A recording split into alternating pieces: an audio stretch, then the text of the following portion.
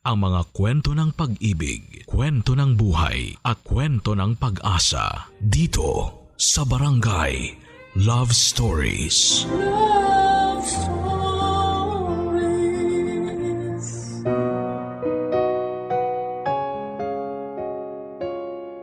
Paglaon o paglipas, ang pagdaan ng panahon sa buhay ng isang tao. Sa mga lumipas na panahon ay nakakabuo tayo ng mga alaala.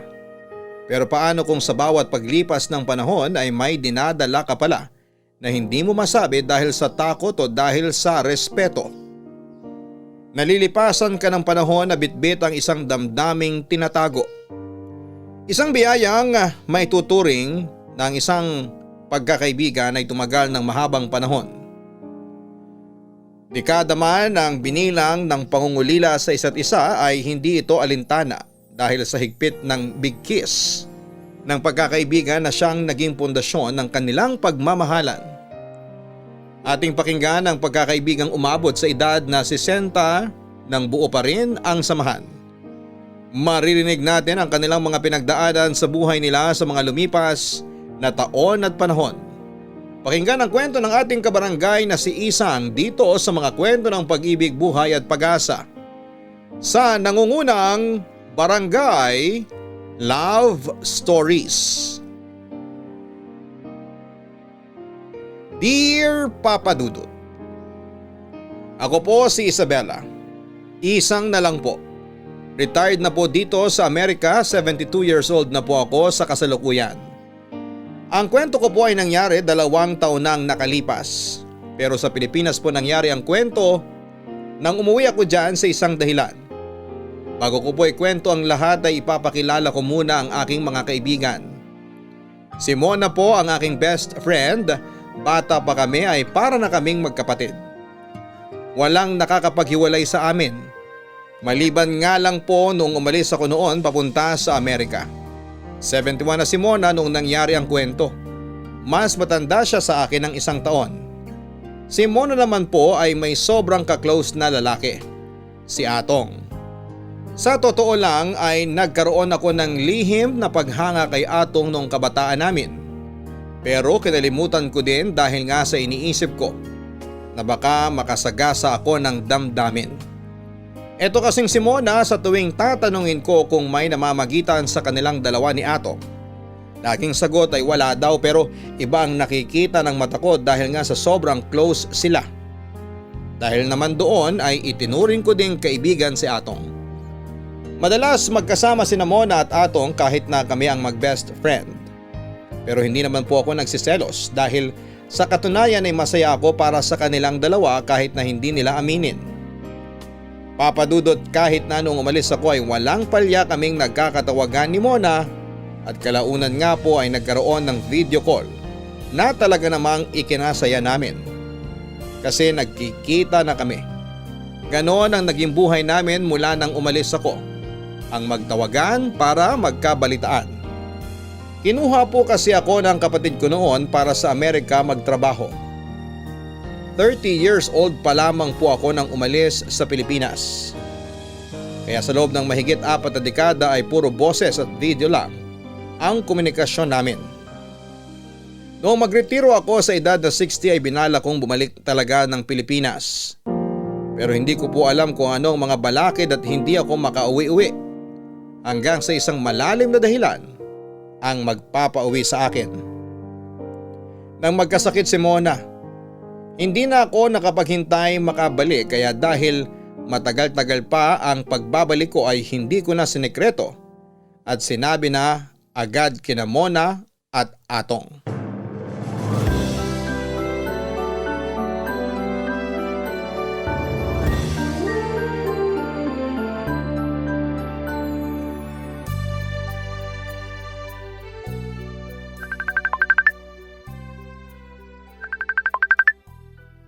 Isang!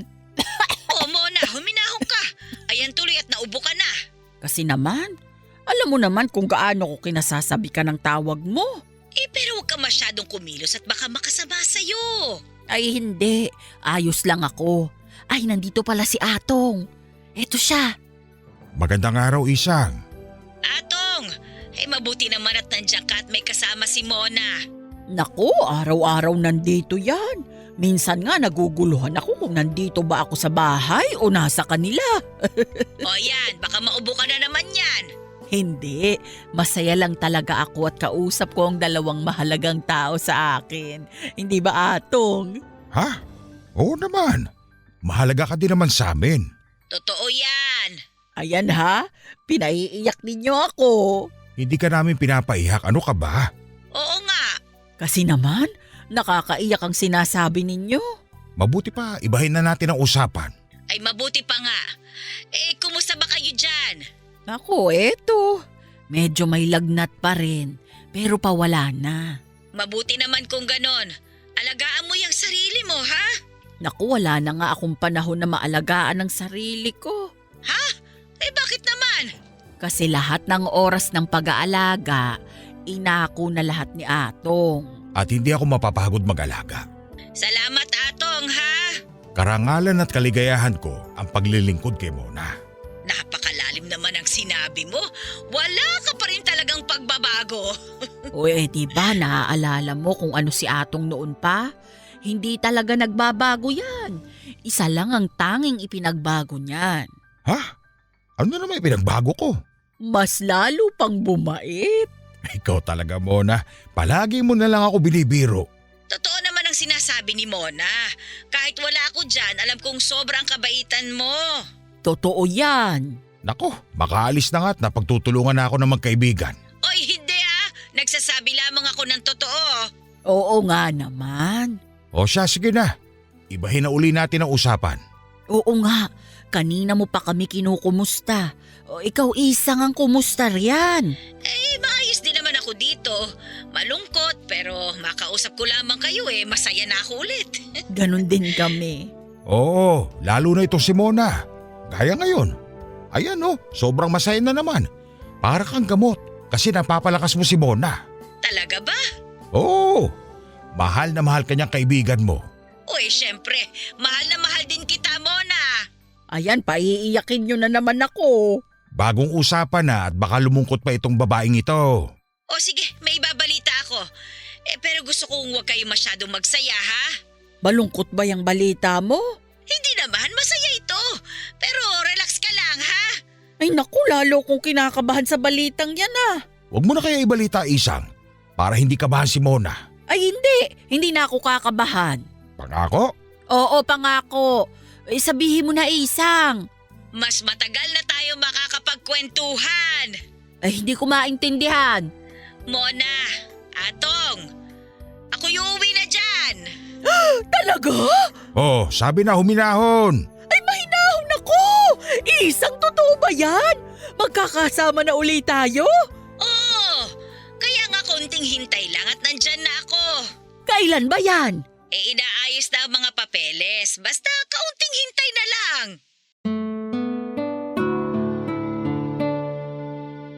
Papadudot, tuwang-tuwa si Mona sa binalita ko. Sa totoo lang ay pareho lang kami ng nararamdaman. Sabi ko nga nung magretiro ako ay matagal ko nang gustong bumalik sa Pilipinas. Ewan kung anong pumipigil sa akin pero sa wakas ay makakauwi na ako. Medyo pangit ang dahilan kaya napagdesisyonan kong umuwi. Kasi nga dahil sa pagkakasakit ni Mona. Pero sabi ko sa sarili ko ay sige na rin at tutulungan kong maging maganda ang pakiramdam ng kaibigan ko at matatapos na din ang kalungkutan ko. Nasa Amerika na lahat ng kamag-anak ko pero alam mo naman sa Amerika. Hindi tulad sa atin na isang lakad o isang jeep mo lamang may mapupuntahan ka na. Halos magkakalayo kasi kami sa Amerika. Isa pa ay may mga sari-sarili na silang pamilya kaya medyo paminsan-minsan na lamang kung magkita-kita kami. Pero naisip ko na bago ko umuwi ng Pilipinas noon ay babalik na ako. Hindi na ako mag-iisa.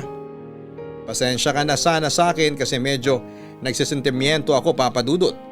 Dala na lang siguro ito ng edad ko. Hanggang sa dumating na nga ang araw ng pagbabalik ko. Nagulat ako, Papadudot, kasi ang dami nilang sumundo sa akin sa airport. Alam mo yung mga very Pinoy na halos buong pamilya ang maghahatid at magsusundo sa airport. Namiss ko yung ganon. Nakakatuwa na sa airport pa lamang hanggang sa jeep na sasakyan namin pauwi ay ang dami na naming agad na pagkwentuhan. Yun nga lang, wala si Mona dahil sa bahay na lang siya naghintay. Pero si Atong ang nagmaneho ng jeep na ipinagsundo sa akin. Napakadaming kwento at tanong ng mga kamag-anak ni Mona pero si Atong ay napakatahimik. Hindi ko alam kung anong dahilan, dahil ba sa nagmamaneho siya o baka nahihiya. Hindi ko matansya. Pero nung mag-stop over ay nagkaroon kami ng pagkakataon ni Atong na makapagkwentuhan. Isang, itong tubig oh. Salamat ha. Sigurado ko bang yan lang ang gusto mo? Ibibili kita ng kape. Wag na. Nakapagkape na ako sa eroplano. Baka masobrahan naman ako. Makakain. Busog pa din ako. Sige, sabihin mo lang kung may kailangan o gusto ka ha. Oo, salamat Atong ha. Nasa na pala sila? Sila Mina nagpunta dun sa may mini park. Magpapapicture daw sila. Naku, oo nga. Kahapon pa nila pinagkukwentuhan yun. Alam mo na, minsan lang kasi sila makalabas ng probinsya natin. Ang sarap naman pakinggan ng pagkakasabi mo na probinsya natin. Ay, tanggap pa kaya niya ako? Nino? Ng probinsya natin. Oo naman. Doon kayo pinanganak kaya sa tuwing babalik ka doon, anak ka pa din ng probinsya. Salamat ha. Saan? Nakakagaan ng loob na marinig ang sinabi mo. Totoo naman ang sinasabi ko. Iba na siguro ang itsura ng lugar natin, ano? Ang dami na sigurong nagbago. Merong mga nagbago, pero halos parang ganun pa din naman. Pinipilit ng mga taga-lugar natin na mapanatili ang probinsya gaya ng dati. Kaya wala pa rin masyadong polusyon. May mga poso pa rin. Masaya pa din sa pagtatanim at pagsasaka ang lahat. Pati mga bagong henerasyon, sanay sa buhay probinsya. Ako kaya? Nako, tutulungan ka namin ni Mona para maalala mo ang kabataan natin.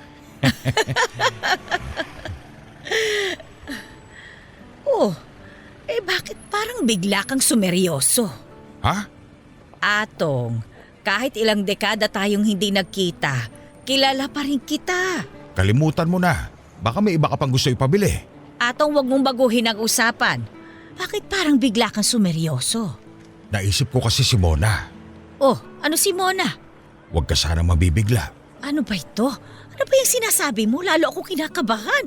Ano ba ang tungkol kay Mona? May malubhang sakit si Mona. Malubha? Oo. Isang may taning na ang buhay ni Mona. Ano? Kumalma ka sana. Ano ba yung sinasabi mo? Ayoko kasing mapuno ng maraming tanong ang isip mo pag nakita mo si Mona. At kung makita mong araw-araw ay humihina na siya.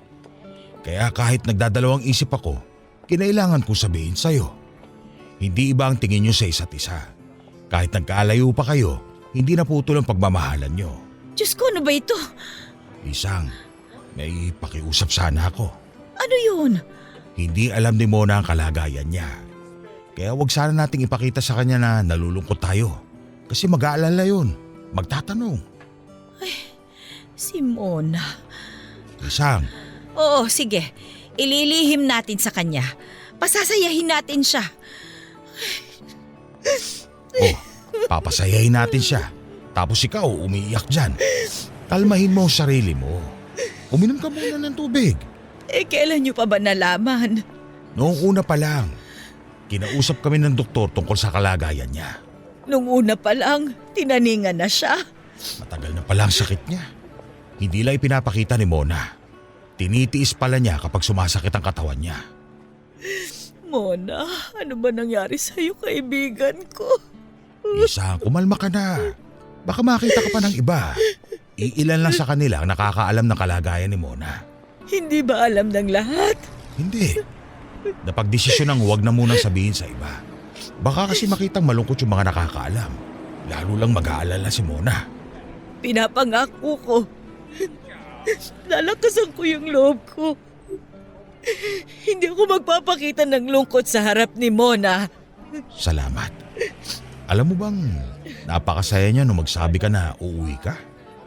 Sa totoo, gusto niyang sumama sa pagsundo sa'yo. Kaya inilihin na lang din namin sa kanya na ngayon na ang uwi mo. Kasi siguradong magpupumilit yun. Kahit masama ang pakiramdam niya. Kumusta na ba siya ngayon? Hindi ko masasabi. Dahil darating ka nga. Hindi na naman siya nagpapakita ng panghihina. Ewan, baka tinitiis na naman niya. Baka naman meron pang magagawa.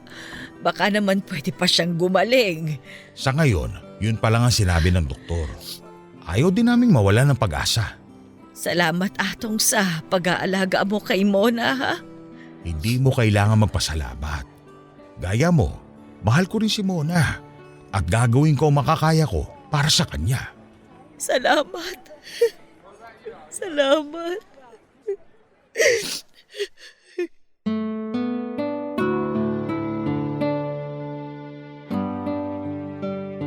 Papadudot maski sa mga kamag-anak ni Mona ay hindi ako nagpahalata na alam ko na ang kalagayan niya. Pinilit kong itago, masakit pero para kay Mona ay gagawin ko. Noong oras na yon sa unang pagkakataon ay maglilihim ako sa kaibigan ko. Nalaman ko na din po ang sakit ni Mona pero hindi ko na lamang po idedetalye. Matapos ang pahinga ay bumiyahe na uli kami papunta kay Mona. May isang kamag-anak roon na nakapansin sa bigla kong pagtahimik. Alam kong alam niya na kung bakit biglang nagbago ang kilos ko. Hindi kami nag-usap pero niyakap niya na lamang ako na ang ibig sabihin ay dumadamay siya sa kalungkutan ko. Nang magkita kami ni Mona ay pinilit kong harapin siya ng masaya. Pero nauna po siyang umiyak kaya hindi ko na din napigilan ang sarili ko at napahagulhol na lamang ako. Nagbiro pa si Mona habang umiiyak na yung iyak ko daw ay parang bumawi sa ilang dekadang hindi pagkikita. Saka siya tumawa. Ako naman ay hindi ko alam kung tatawa din ba o itutuloy ang pag-iyak, Papa Dudut. Inausap ko na ang pinsan ni Mona na si Mina na doon na muna ako titigil sa bahay ni Mona para maalagaan siya. Masaya si Mina sa desisyon ko. Kakasabi ko pa lamang ng plano ko kay Mona ang dami na agad niyang mga gustong gawin.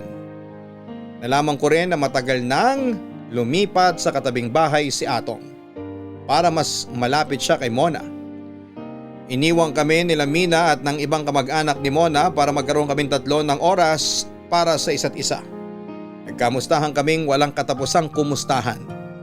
Nagtaka naman si Mona na bakit parang doon pa lang kami nagkakakumustahan ni Atong. Samantalang si Atong naman daw ang sumundo sa akin. Hindi daw ba kami nag-usap? Hindi namin masabi na nawalan na kami ng oras para magkamustahan dahil siya na lang ang pinag-usapan namin hanggang makarating sa kanila, Papa Dudut.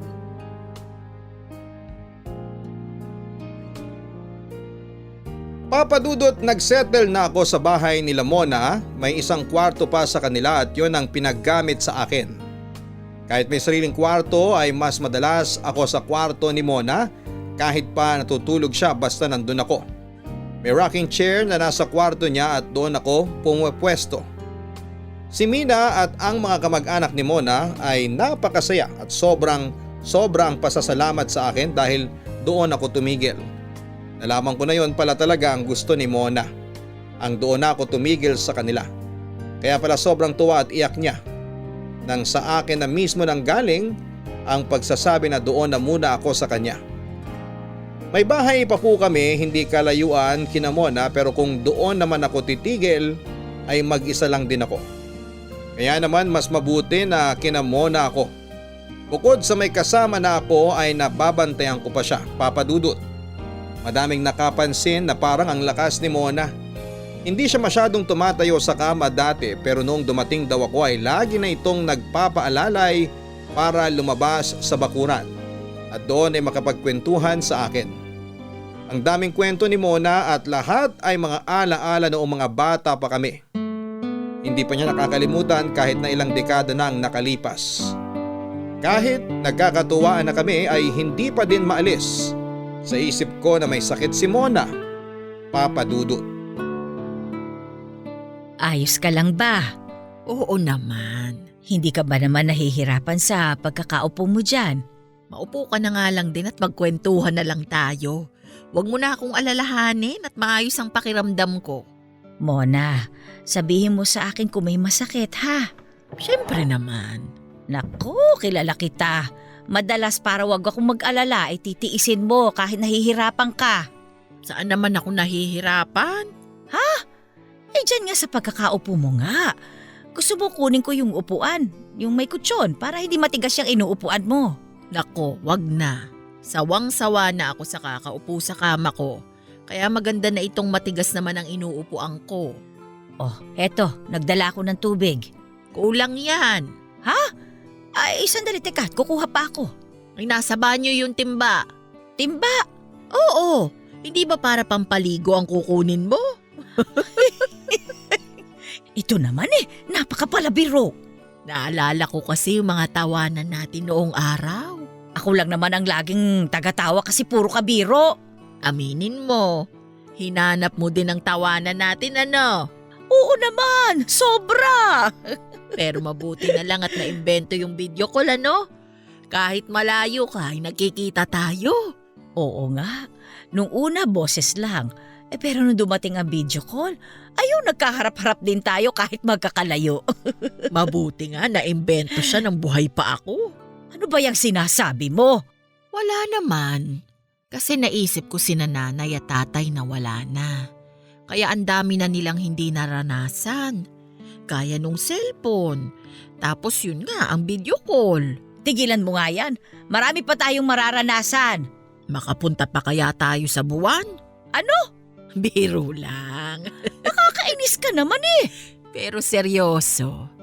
Ano kayang pakiramdam pag nasa buwan ano? Parang langit kaya? Ay naku Mona, ano ba yung sinasabi mo? Siya, wag na nga lang ang buwan ng pag-usapan natin.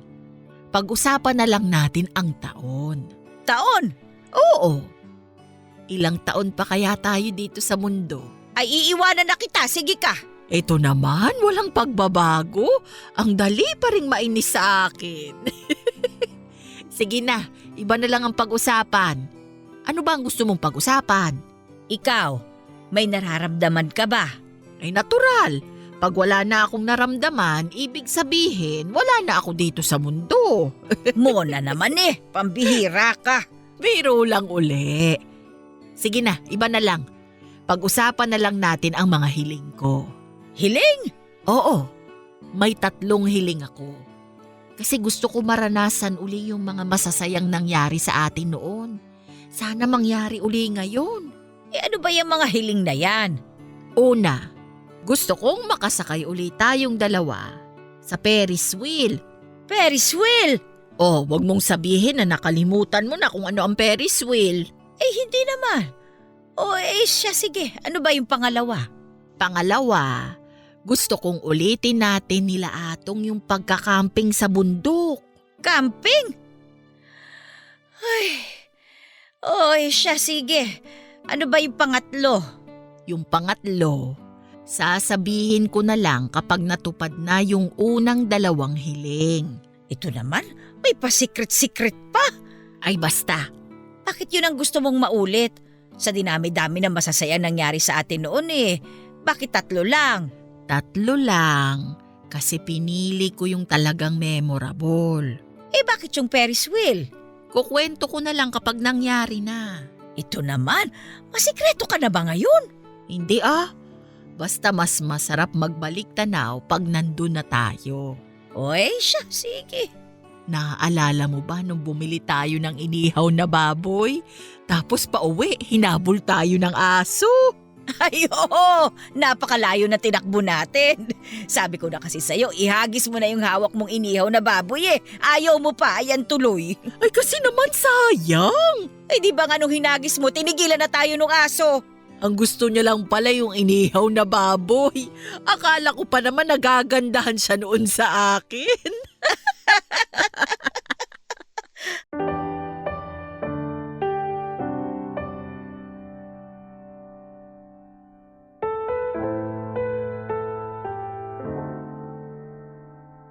Papadudot habang nagtatawanan na naman kami ay hindi ko namalayan na umiiyak na naman pala ako.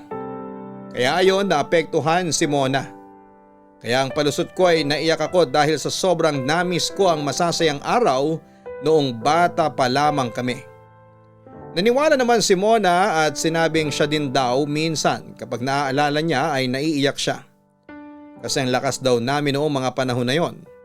Hindi daw tulad ngayong mga matatanda na kami.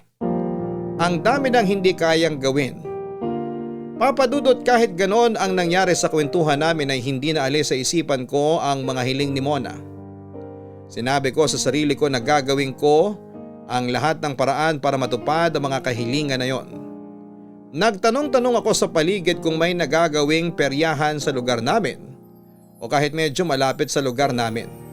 Gusto kong dalhin si Mona doon at iparanas muli ang pagsakay sa Ferris wheel. Napakaswerte naman, Papa Dudut, dahil hindi kalayuan sa amin ay may peryahan. Kaya isang hapon ay niyaya ko si Mona. Nang malaman niya na sasakay kami ng Ferris wheel ay parang bigla siyang lumakas. Parang nawala ang panghihina niya at ang ngiti niya ay parang naalala ko ang dalagang si Mona.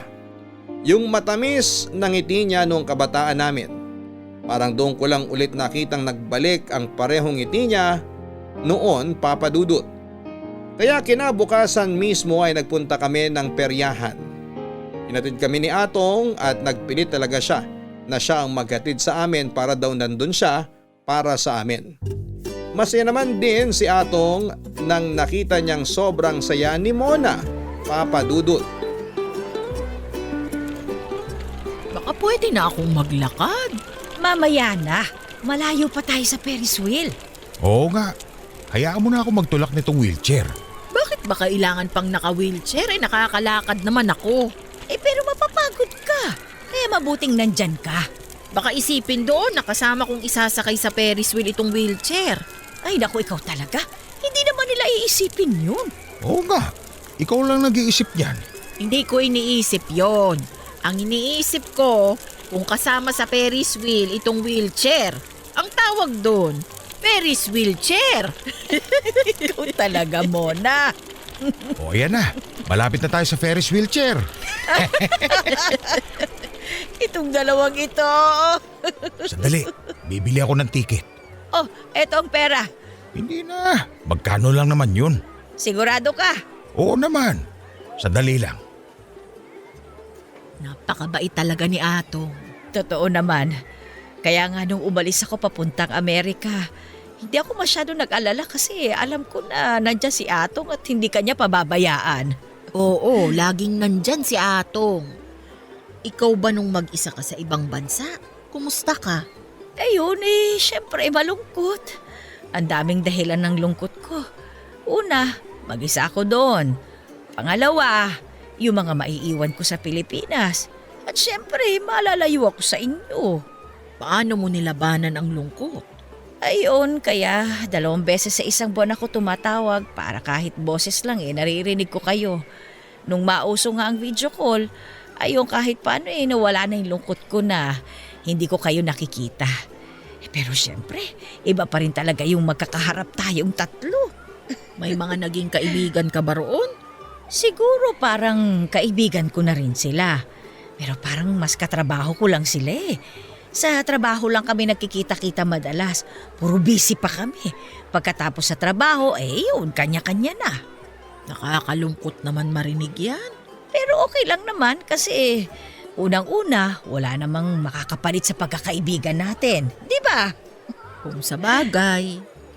Pero kung nagkaroon ka ng best friend mo doon, hindi naman ako magseselos. Kasi alam ko, kahit anong mangyari, hindi na maaalis ang pagiging mag-best friend natin. Oo naman. Hindi ka ba nagkaroon ng kasintahan doon? Hindi. Tsaka kung magkaroon man ako, hindi ba dapat ikaw ang unang makakaalam? Oo nga. Pero bakit wala kang naging kasintahan doon? Wala Wala yung katangian na hinahanap ko sa isang lalaki. Teka, alam mo kahit noong bata tayo, hindi ko naitanong yan sa'yo. Ang alin? Kung ano nga ba ang katangian na hinahanap mo sa isang lalaki? Eto na ang ticket. Si Atong. Ha? Ibig kong sabihin, nandiyan ka na pala. Oo, eto na ang ticket nyo. Bakit dalawa lang? Oo nga. Hindi ba ang hiling ni Mona kayo lang dalawa? Kaya hahayaan ko kayo para makapagkwentuhan ng maayos. Tara na, aalalayan kita Mona. O, dahan-dahan ha. Salamat. Mauna na akong mauupo ha. Sige. O Mona, sigurado kang okay ka. Oo Oo naman, walang kasing okay. Oh, kumusta ang pwesto mo? Maayos ka na ba? Hindi ka ba nahihirapan? Hindi. O siya, mag-enjoy kayong dalawa ha. Hihintayin ko kayo rito. Oh, humawak ka sa akin ha. Bakit parang ang tagal ng ikot? Nagpupuno pa. Isa-isang sinasakay ang mga nakapila kaya mabagal talaga. Ay oo nga pala. Halatang ang tagal ko nang hindi nakakasakay ng Ferris wheel. Siya, kumapit ka ha. Naaalala mo ba dati? Nung umikot na ng mabilis ang Ferris wheel, tapos itinaas ko ang kamay ko. Galit na galit ka kasi baka mahulog ako. Oo, hindi ko makakalimutan yon. Tapos tawa ka pa ng tawa. Aminin mo, nung umulit tayo, nagtaas ka na din ng kamay, hindi ba? Kaya ulitin natin yun ngayon, okay? Uy, okay ba? Sa edad natin? Natatakot ako pero sige, para sa iyo.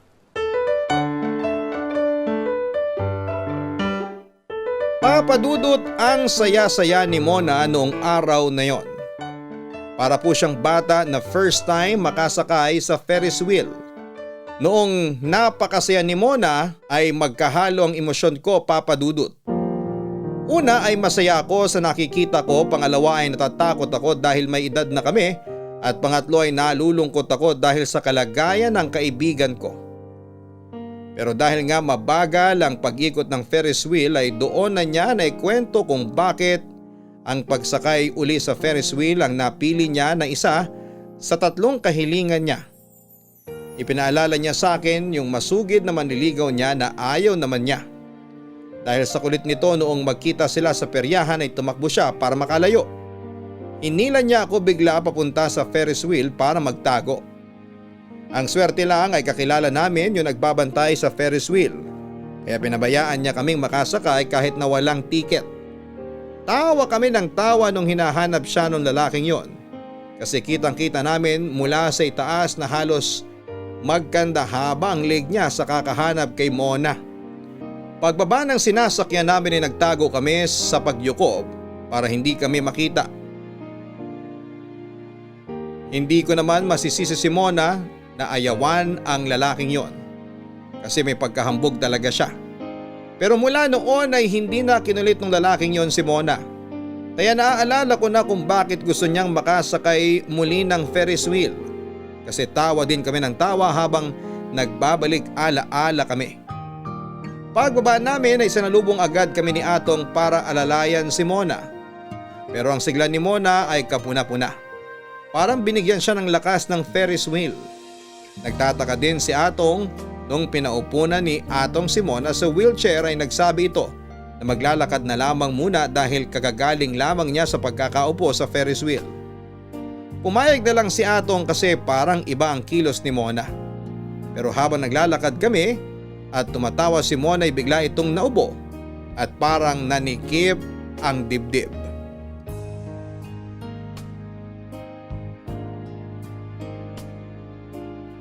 Papadudot ang tuwa at saya ng araw na yon ay napalitan ng lungkot at takot. Tinakbo namin sa ospital si Mona at hindi namin alam ni Atong kung ano ang gagawin. Nung naipasok na namin sa ospital si Mona at inasikaso na siya ng mga doktor ay doon na ako umiyak. Sobrang iyak ko, Papadudot. Sinisisi ko ang sarili ko dahil ako ang nagplano ng lahat. Ako ang gumawa ng paraan para mapagod si Mona sa pagsakay sa Ferris wheel. Nagdatingan ang mga kamag-anak ni Mona at hiyang-hiya ako dahil alam ko na kasalanan ko ang mga nangyari. Pero niyakap na lang ako nila Mina at ng iba pa niyang mga kamag-anak. Sinabi nila na gusto ko lang ang maging masaya si Mona kaya hindi sila nagagalit sa akin. Parang walang humihinga sa hallway ng ospital sa kakahintay sa kalagayan ni Mona. Noong lumabas ang doktor ay kinausap kami at sinabi ng doktor na masyado lang daw nabigla ang sistema ni Mona kaya nahirapan siyang huminga. Pero sinabihan din kami ng doktor na maayos naman ang kalagayan ni Mona at hinahayaan na kaming makausap siya. Nang pumasok kaming lahat sa kwarto ay napansin ni Mona na umiiyak ang ilan sa mga kamag-anak niya. Nagbiro na naman ito na nagtanong kung sino daw ba ang namatay. Nabigla kaming lahat habang natatawa si Mona. Pinagalitan niya pa ang mga kamag-anak at sinabihan na huwag mag-iyakan dahil wala namang namatay. Papa Dudut, balik sigla si Mona dahil sa hindi pwede ang marami sa loob ng kwarto ay naglabasan na ang lahat. Kaya ako at si Atong na lang ang pinaiwan ni Mina para bantayan si Mona.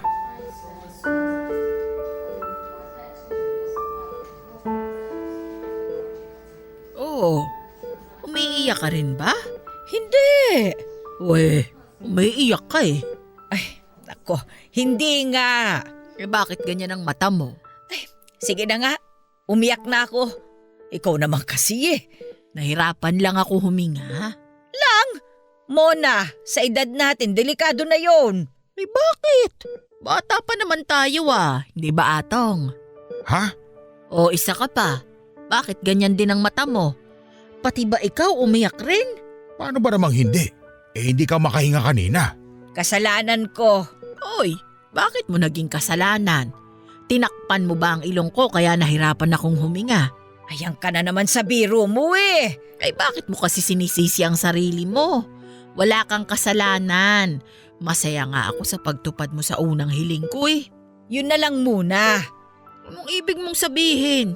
Kailangan mo na mas mahabang pahinga. Okay lang ako. Mona, hindi ka na pwedeng mapagod. Hindi naman ako napagod. Masyado lang akong naging excited. Kaya nagkaganon. Pero pangako, hindi na ako ma-excite para hindi na sumikip ang dibdib ko. Mona, oobserba muna ng mga doktor ang kalagayan mo. Kalagayan ko? Maayos naman ako Hindi bale sa mga susunod na araw tsaka natin pagdesisyonan ng mga gagawin. Anong ibig mong sabihin? Eh hindi mo na natin itutuloy yung mga hiling mo. Pero nangako ka, natuto pa rin yun. Mona, hindi mo na siguro agad-agad. Bakit? Hindi natin masasabi ang mangyayari sa mga susunod na araw. Paano kung mawala na ako? Mona! Mahiwaga ang buhay. Hindi natin alam kung kailan tayo mawawala. Mona, hindi maganda yung sinasabi mo. Eh sige, kung yan ang gusto nyo, hindi ko naman kayo mapipilit. Pero hayaan nyo akong gawin ang gusto ko. Mona! Hindi sasama ang loob ko sa inyo. Pangako yan. Mona naman eh. Ano nga ulit ba yung pangalawang hiling mo? Camping. Camping? Mona, mas nakakapagod yun. Pwede bang iba na lang?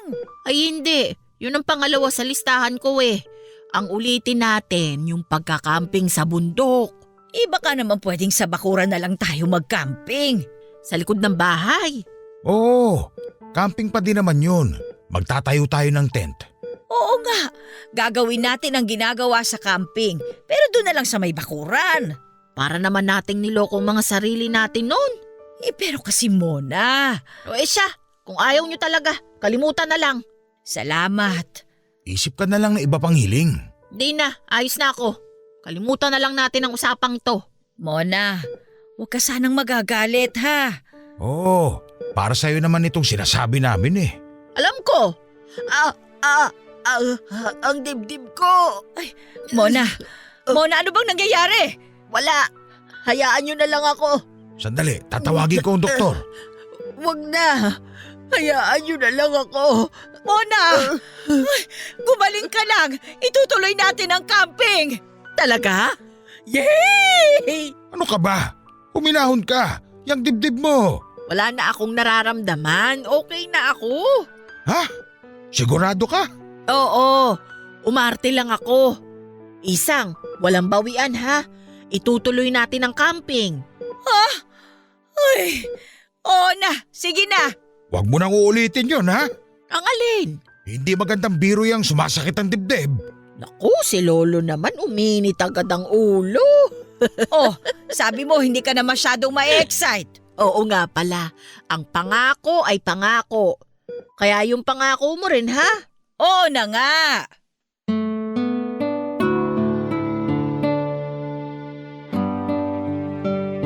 Papa Dudut, wala na akong magawa. Kahit biro lang ni Mona, yung pagsakit ng dibdib niya ay natakot talaga ako ng husto.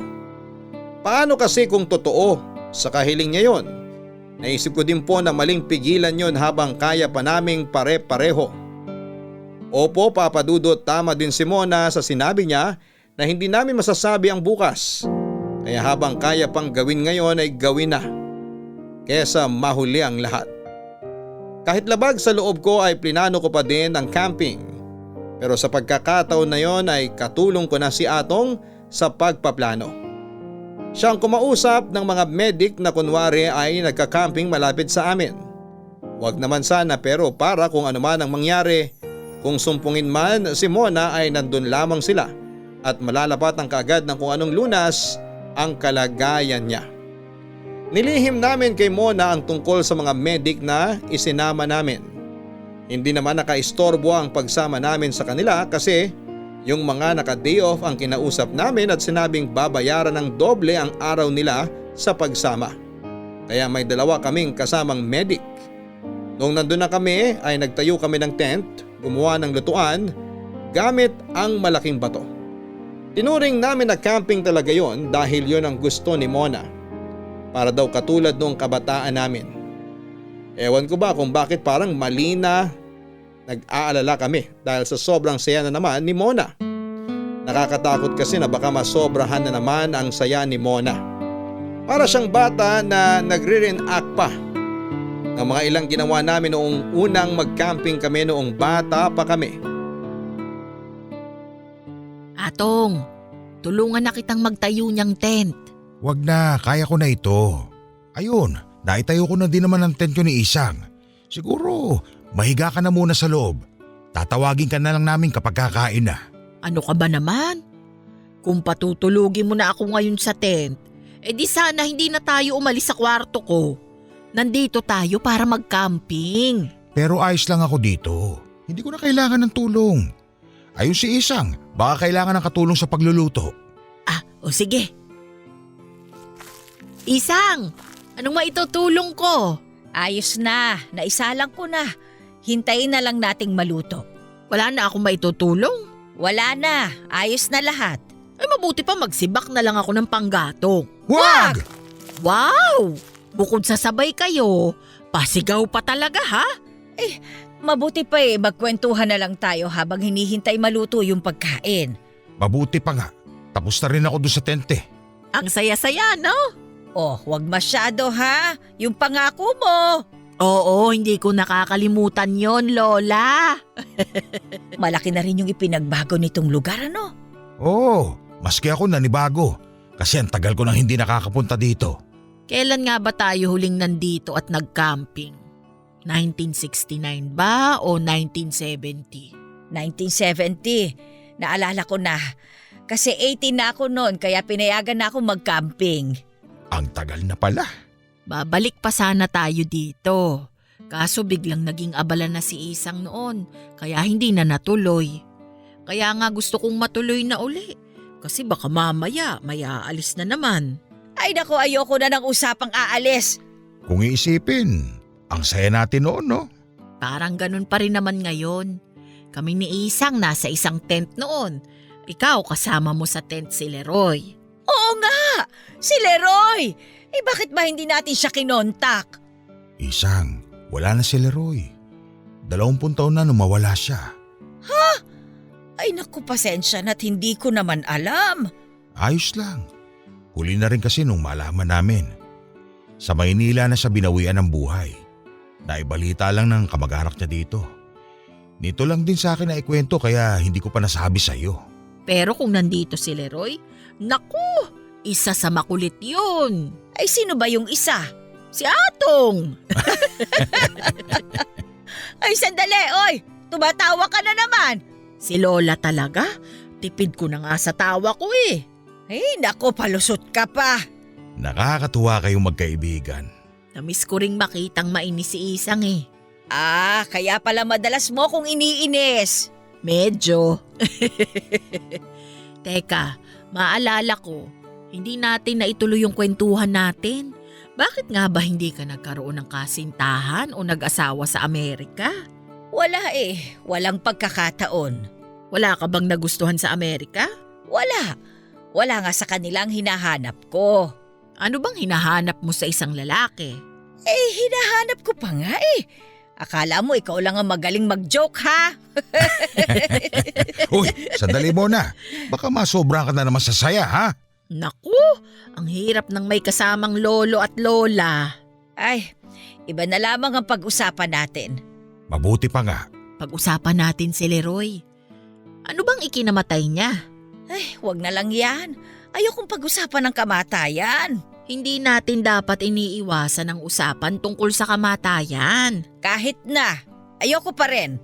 Isang, dapat nating tanggapin na lahat naman tayo'y papunta doon. Ayoko na sabi ng usapan na yan eh. Si Mildred pala, umuwi ang anak dito. Oo nga raw. Bakit anak niya lang? Hindi kasama si Mildred? Oh, kumusta na kaya yun ano? Kasama ng anak niya si Mildred. Ay, ganun ba? Abay dalawin natin minsan. Kasama si Mildred, pero abo na lang. Wala na rin si Mildred. Hindi na lang daw nagising isang araw. Ay, Diyos ko. Sinasabi ko sa inyo, ayokong i-cremate pag ako ang nawala ha? Mona! Alam nyo, mabuti pa kumain na tayo. Luto na yata ang pagkain. Papadudot na patahimik kami ni Atong sa mga sinabi ni Mona. Nung nakita niyang wala na kaming imik ay siya na din ang bumasag sa katahimikan. Bigla siyang sumigaw ng kantahan na. Pinakuha niya kay Atong ang gitara, ganun kasi kami dati. Nagkakantahan kami gamit ang gitara at si Atong ang gitarista namin. Ang mga medic ay naka-standby pa din sa hindi kalayuan. Natapos ang gabi, wala namang hindi magandang nangyari, kaya masaya kaming pumasok sa mga tent namin para matulog. Sa tent namin ay mabilis nakatulog si Mona. Ako naman ay hindi dinapuan ng antok dahil kailangan kong bantayan si Mona. Alam kong napagod siya kaya mabuti na yung sigurado at gising ako anuman ang mangyari. Habang nakahiga ako ay madidinig ko ang boses ni Atong mula sa labas ng tent namin. Bahagya kong bubuksan ang zipper ng tent para tanungin kung ano ang kailangan ni Atong. Sinabihan ako ni Atong na matulog na raw ako at siya na ang magbabantay sa labas ng tent namin. Sinabi pa sa akin ni Atong na gigisingin na lang daw niya ako pag inaantok na siya para relievo kaming magbabantay kay Mona. Umayag na lamang ako sa sinabi ni Atong. Pinilit kong makatulog para may lakas ako kapag ako na ang kailangang magbantay. Pero laking gulat ko papadudot nang tumama na sa mata ko ang liwanag ng araw. Umaga na pala. Hindi ako ginising ni Atong nang silipin ko siya sa labas ay nakita kong nagiinit na ito ng tubig para sa kape at nakapagluto na siya ng almusal. Kinausap ko sandali si Atong para tanungin kung bakit hindi ako ginising. Pero sinabi lang niya na ayos lang daw. Handa na raw ang almusal at pwede na kaming kumain. Kaya ginising ko si Mona pero ayaw magising ni Mona.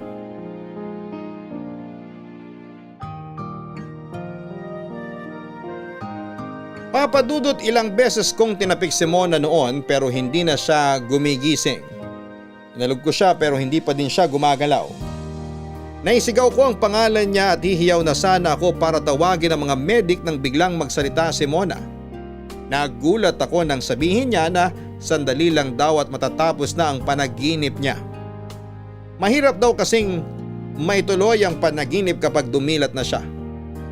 Papadudot hindi ko alam kung magagalit ba ako kay Mona ng oras na yon. Pero kahit na umiiyak na ako ay hindi ko lang itinuloy ang galit ko. Dahil ang importante ay ayos naman siya at walang nangyari sa kanya. Nanlambot ako na naupo sa loob ng tent. Halos matulala ako sa mga nangyari. Nagulat na lamang ako nang tawagin kami ni Atong at doon ako nahimasmasan. Hindi ko na ginising si Mona, hinintay ko na lamang siyang dumilat. Ilang sandali dumilat na ito at saka bumangon sa pagkakahiga. Kahit pigil ang iyak ko ay tinanong ko siya kung ano bang nangyari sa kanya. Sabi lang niya na tandaan ko daw na mahirap gisingin ang nagtutulog-tulugan. Saka siya nagyayang lumabas ng tent. Papadudot paano kung hindi na pala siya nagtutulog-tulugan ng mga oras na yon. Kahit na anong paghahanda ang gawin ko sa mga mangyayari ay hindi talaga ako magiging handa. Parang wala ako sa sarili ko na lumabas ng tent. Walang kaalam-alam si Atong sa mga nangyari nang biglang sabihin ni Mona na tawagin daw namin yung 2 medic sa kabilang tent para makasabay namin sa pagkaalmusal. Nagulat kami sa sinabi niya. Sa kanya inamin na papunta pa lang daw kami ay alam niya ng mga medic ang kasabay namin. Kasi ang isa pala sa kanila ay anak ng dating binibilhan ni Mona ng isda sa palengke. Natawa na lamang si Mona at hindi namin alam ang magiging reaksyon namin noon. Ang saya ng camping natin, di ba? Oo nga. Basta masaya ka masaya na rin ako. Ano ba yun? Bakit ka nakadepende sa saya ko? Dapat sarili mo ang saya mo. Masaya naman ako Para namang napipilitan ka lang. Hindi ka ba talaga nag-enjoy? Mali ang iniisip mo ha. Nag-enjoy talaga ako. Masaya ako at nabalikan natin ulit yung ganon. Kaya nga lang Kaya lang ano? Ha? Kaya lang kasi nakakapagod. Hindi ka ba napapagod? Napagod syempre.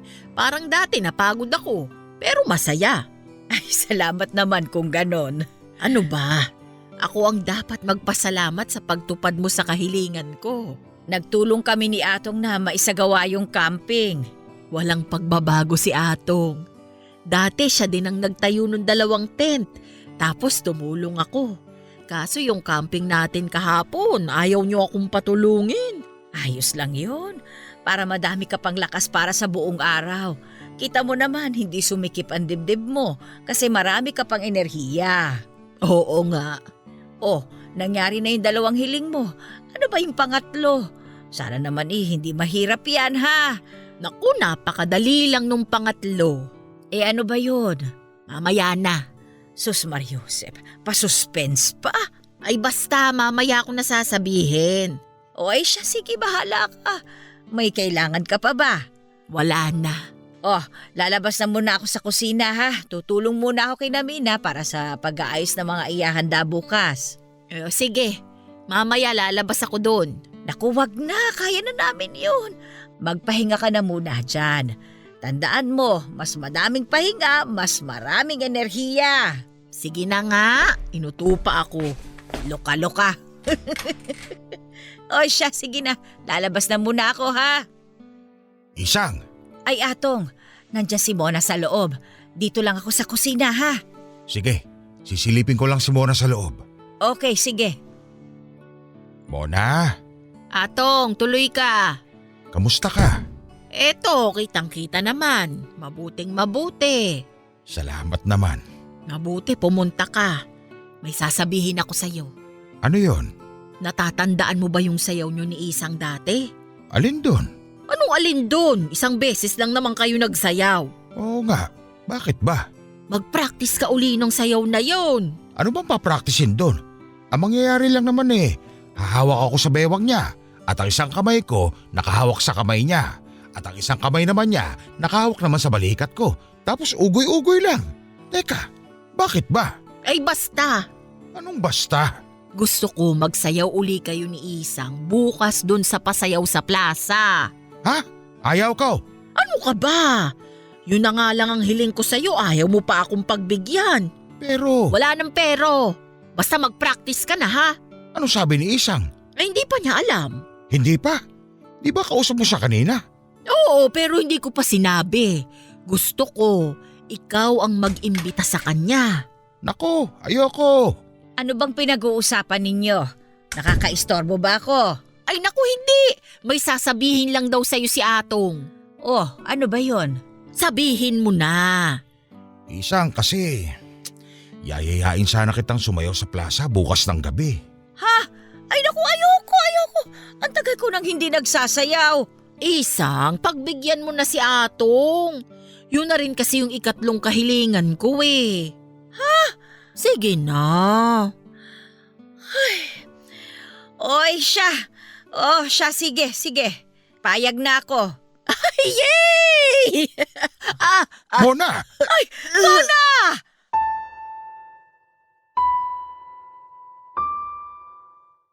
Sa sobrang saya na naman ni Mona ay nanikip ulit ang dibdib niya.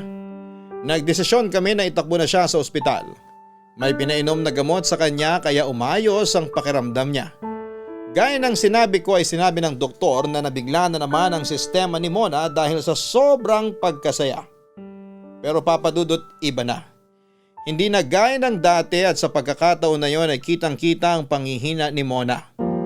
Obserbasyon ko lang sana yan hanggang sa nakumpirma na tama noong tawagin kami ng doktor para kausapin. Kaharap ng doktor ay ako, si Atong at ang pinsan ni Mona na si Mina. Sinabihan kami na humihina na raw si Mona ng sobra. Paghanda na lang daw kami sa mga susunod na mga pangyayari. Kung maaari daw ay pasayahin na lang namin si Mona habang malakas-lakas pa.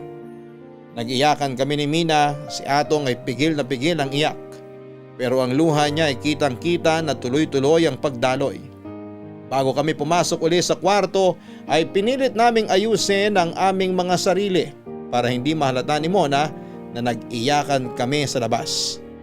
Papasok pa lamang kami ay nagbiro na kaagad si Mona. Kung bakit daw ang tagal namin sa labas. Pinag-usapan daw ba namin siya? Saka siya tumawa. Pinigil ko na lang siya sa tawa niya at baka manikip na naman ang dibdib niya. Habang sinasaway ko siya ay nangungulit siya na iuwi na namin siya dahil nga sa piyesta kinabukasan.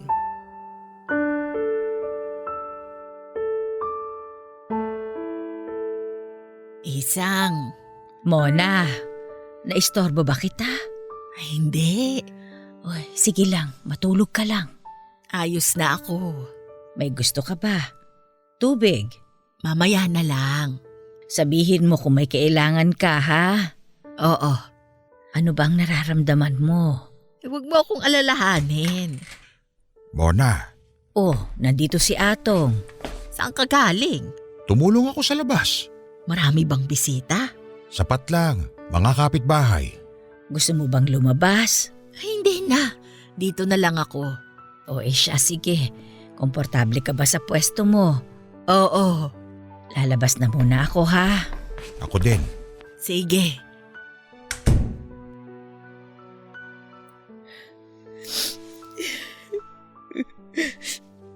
Hindi ko na kaya.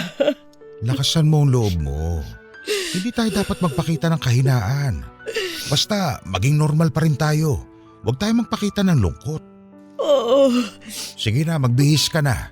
Ako na munang bahala kay Mona. Total, mabilis lang ako makakapagbihis. Ay, sige. Sandali lang ako. Papasok na uli ako sa kwarto ni Mona. Sige. Mona, O Atong, nasaan si Isang? may inasikaso lang. Sayang ano? Bakit? Hindi ko mapapanood yung sayaw nyo ni Isang mamaya. Bakit naman? Sorry ha. Pero medyo hindi ko yata kayang tumayo eh. Huwag mong puwersahin ang sarili mo. Kahit puwersahin ko, hindi ko talaga kaya eh. Sige, mahiga ka na lang dyan at magpahinga. Malay mo mamaya, malakas ka na. Sana nga. Oo naman, lalakas ka ulit.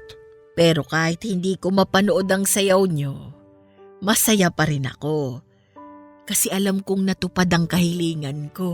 Hindi kami papayag na hindi mo mapanood. Kasi para sa'yo nga yung sayaw namin. Kaya magpalakas ka. Sana nga. Kaso, kulang na sa oras eh.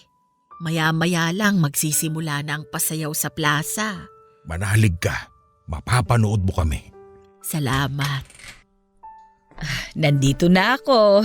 Aba, napakaganda naman ang kaibigan ko. O Atong, nakabihis na ang partner mo. Magbihis ka na din. Oo nga. Sandali lang ha. Bagay sa yung suot mo. Salamat, ha? Ano, kaya mo bang magbihis? Ha? Kaya naman. Pero hindi ko kayang lumabas. Ayos lang, basta magbihis ka rin para pareho tayo. Mabilis lang naman maisuot ang bestida eh. O sige. Halika, taalalayan kitang umupo. Yan, dahan-dahan. Yan. Tanggalin natin itong duster mo, ha? Tapos isusuot natin itong damit mo.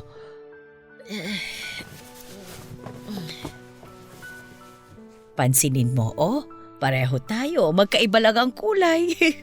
Oo nga. Parang noong araw. Ayan. Aayusin ko lang itong buhok mo, ha? Salamat. Handa na ba kayo? Oo. Oy, sige. Basta mag-ingat kayo, ha? O Atong, bakit mo ipinasok yung ponograpo?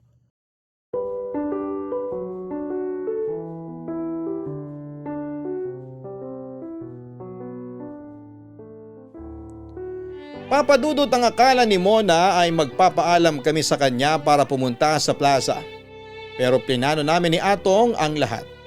Kung sasayaw kami, dapat yung mapapanood ni Mona. At kung hindi makakapunta si Mona sa plaza ay doon kami magsasayaw sa kwarto niya, sa harapan niya. Kaya po pinasok ni Atong ang ponograpo para doon patugtugin ang plaka. Nagsayaw kami, Papadudot, at kitang-kita sa mukha ni Mona ang saya at ligaya. Napakatamis ng ngiti niya habang pinapanood kami ni Atong. Nang matapos ang sayaw namin ay masaya naming hinarap si Mona. Pero Papadudot, doon namin nakita na wala na siya. Sobra ang iyak namin ni Atong ng gabing yon. Sa burol ni Mona ay may inabot na sulat sa amin ni Atong ang pinsan niyang si Mina. Bilin daw ni Mona na iabot sa amin kung wala na siya. Hindi din alam ni Atong ang tungkol sa sulat, pero ang laman ng sulat ay may kinalaman kay Atong. Nakasaad doon na matagal na palang may gusto sa akin si Atong. Wala pa noong mga bata pa kami, pero pinanghihinaan siya ng loob. Kahit anong pilit sa kanya ni Mona, nakausapin ako tungkol sa nararamdaman niya ay sinasabi ni Atong na sasabihin niya daw sa akin kapag nagkaroon siya ng lakas ng loob. Kaso hindi dumating ang hinihintay niyang pagkakataon na bisitahin ng lakas ng loob hanggang sa makaalis na nga ako papunta sa Amerika. Noong makaalis na ako ay sinabi ni Atong kay Mona na sasabihin na lang niya sa akin kung sakaling bumalik ako ng Pilipinas. Yun nga lang ay mahigit 4 na dekada akong nandun at napauwi na nga lang dahil kay Mona. Papadudot, may gusto rin ako kay Atong noon pero hindi ko na lang pinansin ang nararamdaman ko sa pag-aakalang nagkakagustuhan sila ni Mona.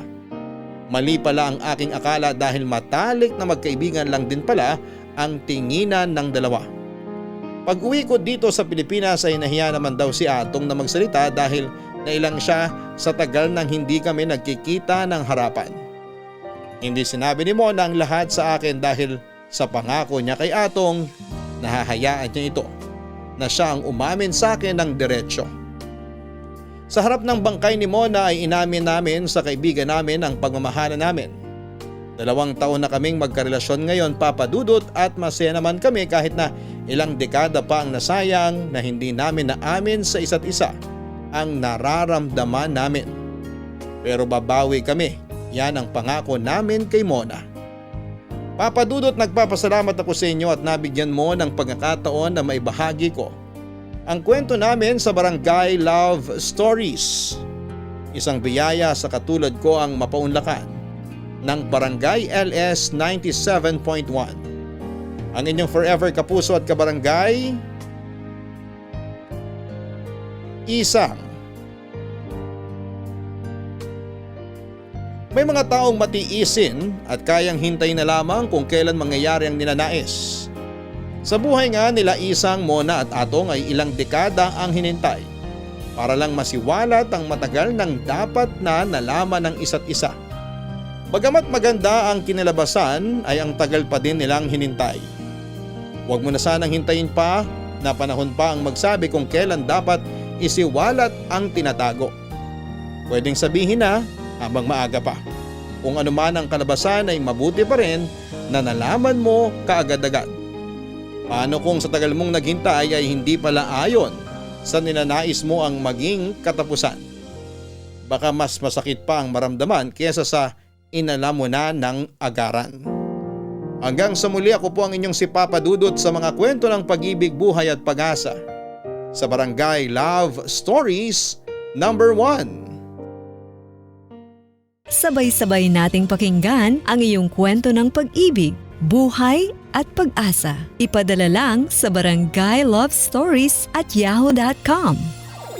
Nagustuhan ng iyong napakinggan? Ituloy yan via live stream sa www.gmanetwork.com/radio.